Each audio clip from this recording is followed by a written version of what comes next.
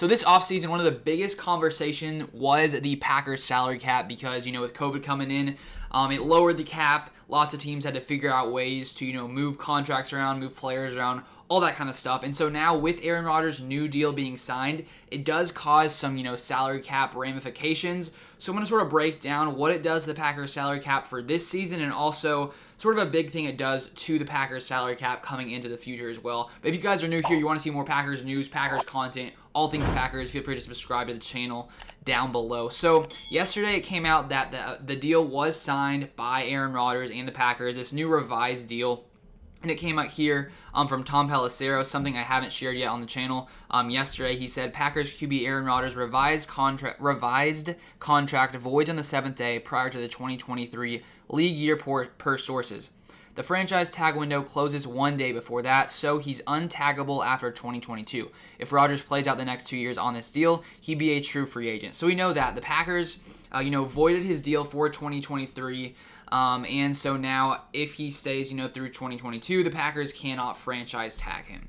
And so there are lots of different things that this did to the salary cap. And there's a guy on Twitter named Ken Ingles who basically breaks down the salary cap, sort of every move that goes down. And right here, as you can sort of see what happened, with them sort of, reworking this deal or basically having this new agreement. So his 2021 cap hit now is $27.9 million.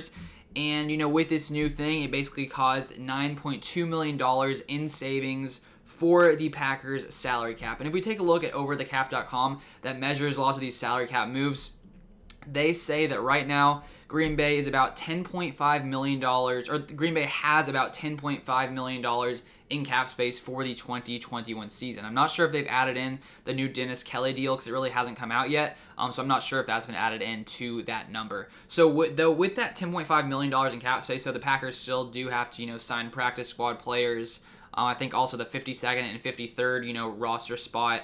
But then the Packers do seem to have a little bit more money to, move around things or do more things, in 2021. So maybe if the Packers want to come in, sign some more veterans, it seems like they have at least a little bit of money for this season.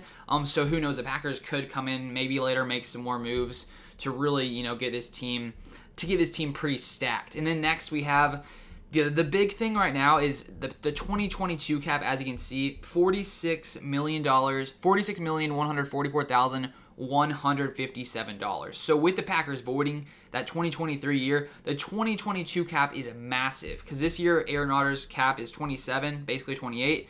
But next year, it will be $46 million, which is honestly insane. And so it basically looks like the Packers will either have to, renegotiate and extend Aaron Rodgers after the season, which they've talked about. They'll talk about, figure out what's going to happen after this year once it happens. Or they will probably need to trade him because the $46 million cap hit for Aaron Rodgers doesn't seem very manageable, at least in my mind. I don't know how you would sort of deal with that. So I'd assume something will change, either an extension, some kind of reworking, or maybe he gets traded, which would definitely be unfortunate, but it's definitely not off the cards. It could be very possible after this season. And then if we take a look, if the Packers were to trade him after this season, they will have a dead cap hit of $26,847,000. And then if they were to, or their savings from trading him would be $19.2 million. So just taking that $46 million cap hit, taking off the the $19.2 million gives you that dead cap hit of $26 million. And then if they were to trade him after June of next year, they would save $26,970,000 instead of the $19.2 million. So basically, with the Packers reworking this deal, they save some more money for 2021, to be able to come in, maybe sign some more players. They really pushed a lot into the future. And so right now the question is, what is going to go down with this Packers, salary cap for the future? So right now, if we take a look at 2022's cap space and basically how far the Packers are over the estimated cap for 2022, as you can see here are the four teams that are most over the salary cap for 2022 right now. The Packers, $49,421,000 over for 2022, and the Saints are the next highest at $37 million over. So the Packers are going to have to work a lot of things around coming into next season. Maybe that's trading Aaron Rodgers. Maybe that's, pushing more money into the future. Who knows, but they definitely have a lot of work to do when it comes to that. Plus, you take, the fact that they probably will need to sign guys like Devontae, as we heard he wants to be the highest paid wide receiver. That may need to happen if they're able to do it. Jair Alexander possibly, getting signed to a deal. There's lots of things that are going to happen, so I really don't know how they're going to maneuver the salary cap coming to the future. It has been talked about that maybe, the salary cap goes up a lot with new deals, with TV stations and all that kind of stuff. So maybe they'll be able to work that around. But it's definitely going to be something to watch out for, how they're able to maneuver that, because they really have pushed a lot of money into the future.